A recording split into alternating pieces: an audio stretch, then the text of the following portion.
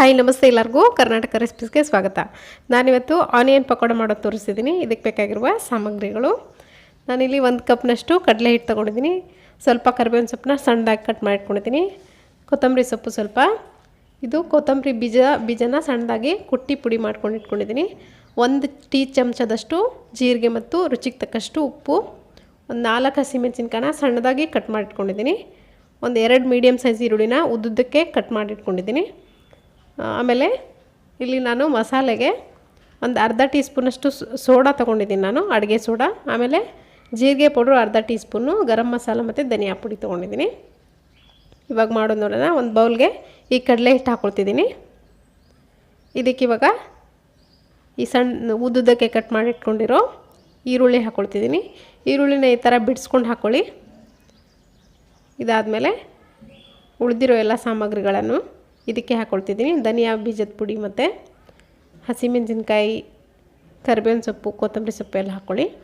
ಆಮೇಲೆ ಜೀರಿಗೆ, ರುಚಿಗೆ ತಕ್ಕಷ್ಟು ಉಪ್ಪನ್ನು ನೋಡ್ಕೊಂಡು ಹಾಕ್ಕೊಳ್ಳಿ.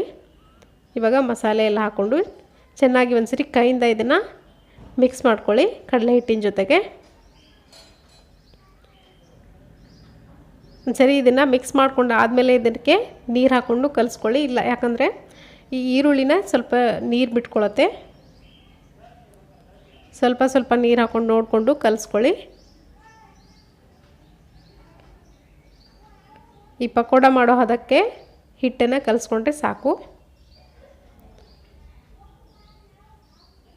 ನೀವು ಗಟ್ಟಿಯಾಗಿ ಕಲಿಸ್ಕೊಂಡು ಪಕೋಡ ಮಾಡಿದ್ರೆ ಗಟ್ಟಿಯಾಗಿ ಬರುತ್ತೆ, ಕ್ರಿಸ್ಪಿಯಾಗಿ ಆಗಲ್ಲ.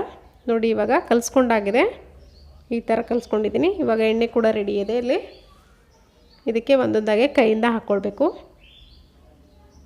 ನೋಡಿ ಇವಾಗ ಒಂದೊಂದಾಗೆ ಹಾಕ್ಕೊಳ್ತಿದ್ದೀನಿ ನಾನು.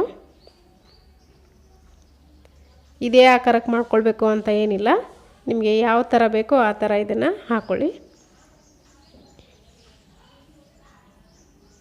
ತುಂಬ ಚೆನ್ನಾಗಿರುತ್ತೆ. ಸ್ವಲ್ಪ ಖಾರ ಜಾಸ್ತಿ ಹಾಕಿದರೆ ತುಂಬ ಟೇಸ್ಟಿಯಾಗಿರುತ್ತೆ.